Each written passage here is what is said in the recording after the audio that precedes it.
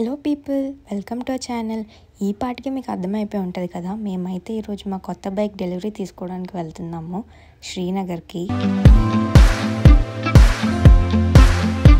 ఈ store location శ్రీనగర్లో ఉంటుంది, డిమార్ట్ పక్కన. ఆల్రెడీ 2 days బ్యాక్ అయితేనే మా హస్బెండ్ ఆల్రెడీ ప్రొసీజర్స్ అన్నీ కంప్లీట్ చేసుకున్నారు. సో ఈరోజు మేము జస్ట్ బైక్ అయితే హ్యాండ్ ఓవర్ చేసుకోవడానికి వచ్చాము. ఇవైతే షోరూంలో ఉన్న బైక్ అండ్ స్కూటీ మోడల్స్. నాతో పాటు మీరు కూడా చూసేయండి.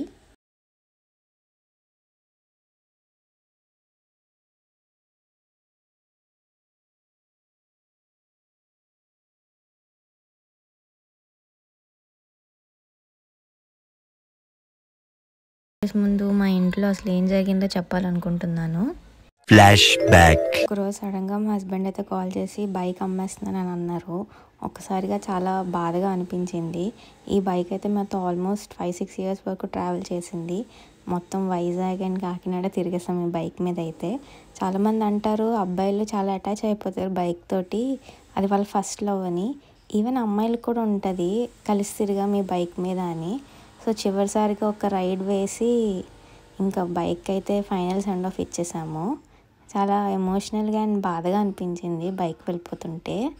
ఈ బైక్ అమ్మేయడానికి మెయిన్ రీజన్ ఏంటంటే మైలేజ్ కొంచెం తక్కువ వస్తుంది అండ్ మా హస్బెండ్కి సైట్ పరంగా సపోర్ట్ చేయట్లేదు.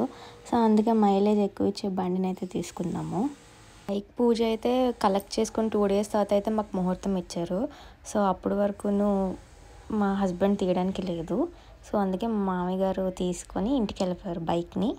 సో మేమైతే అలా రోడ్ మీద కబుర్లు చెప్పుకుంటూ బైక్ కోసం షోరూమ్ వాళ్ళు ఏమన్నారో గట్టా ఉంటాయి కదా జనరల్ టాక్స్ అనమాట, అవన్నీ మాట్లాడుకుంటూ అయితే ఇంటికి వెళ్ళిపోయాము.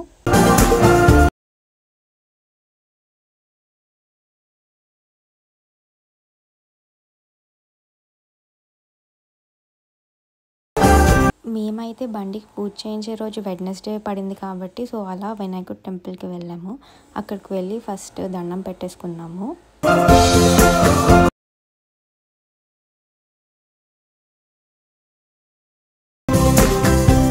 ఆ తర్వాత మేమైతే ఆంజనేయ స్వామి గుడికి వచ్చాము. ఇక్కడ బండికి పూజ చేయిద్దాం అనుకున్నాము.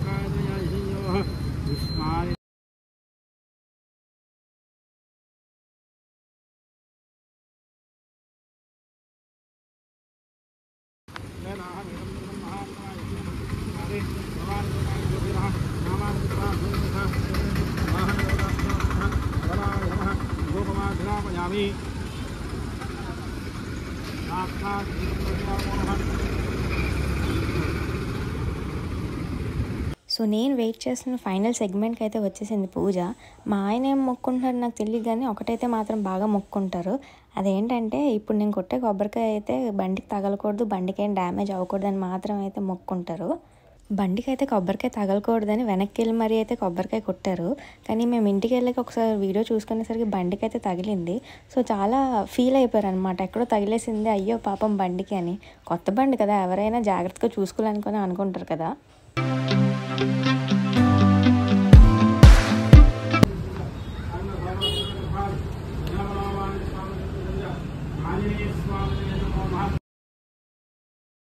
Okay guys, see you in the next vlog. Tata.